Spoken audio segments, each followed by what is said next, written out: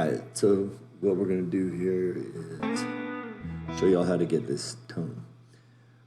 So right off the bat, what I got to do here is unclick all these, just so you can see here what it's like. I'm just using just a standard or cheap like Behringer audio interface. What is it? I'll link it. It's called the Euphoria UM2. I'll link it in the description here.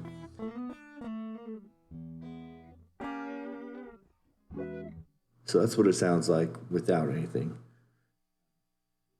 I always like to cut the low and the high just a tad. And depending on the mix you're on, you would probably take a lot more lows out. But if you're just doing guitar by itself, you just want guitar tone alone, that's not a bad way to run it right there.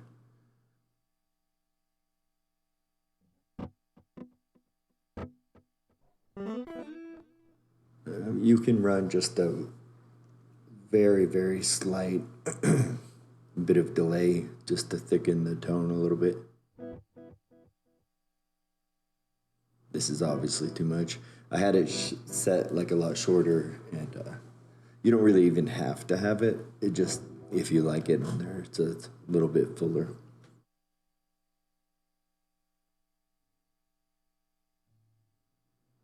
For some reverb, this is just plain stock reverb. All of these, effects and everything come with FL, with the exception of two of these here, and I'll put links to all of it in the description. Yeah, you want just a tiny little bit of reverb on there, and then just a little bit of delay as well. Now here's where it really starts working better. We'll take this compressor off real quick here.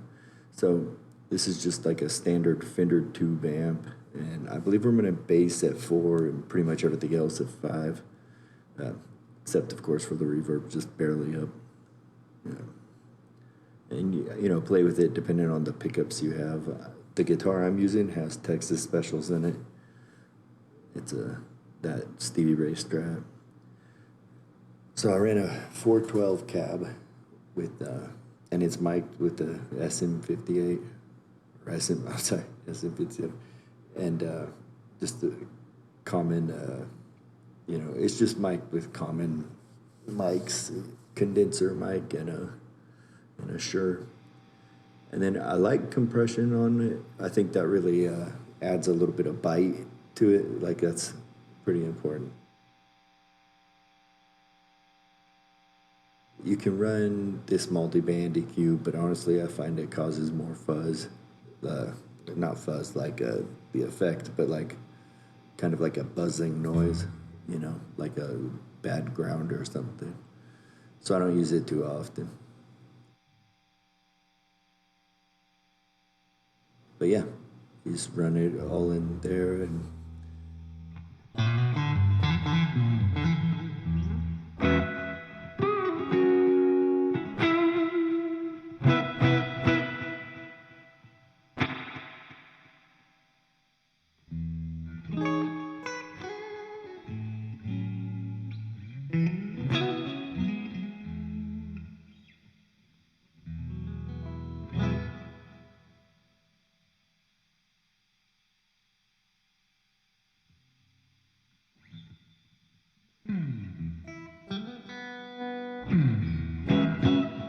you can use your volume to break it up just a tad. Make it, just roll off a little, and it's clean. Slightly larger than if you're on 10 or something.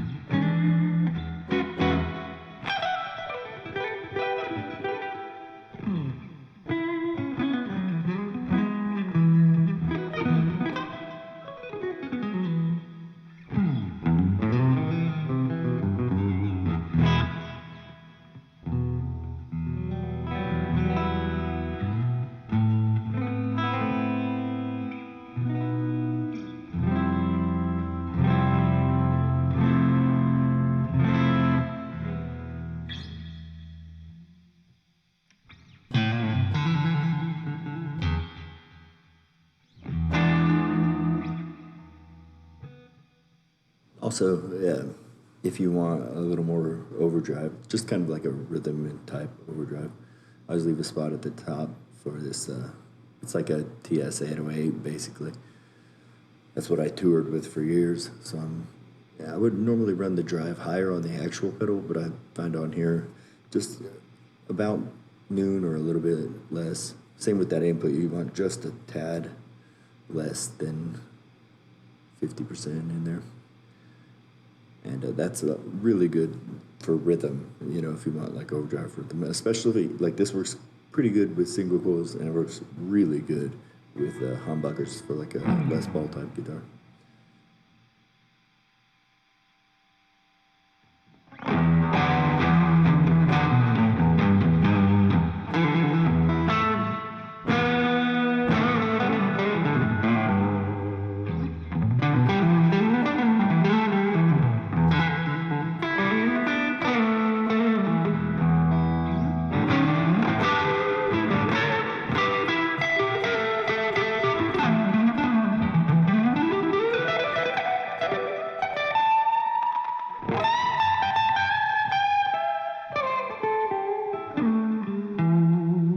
That's pretty much along the neck pickup as well.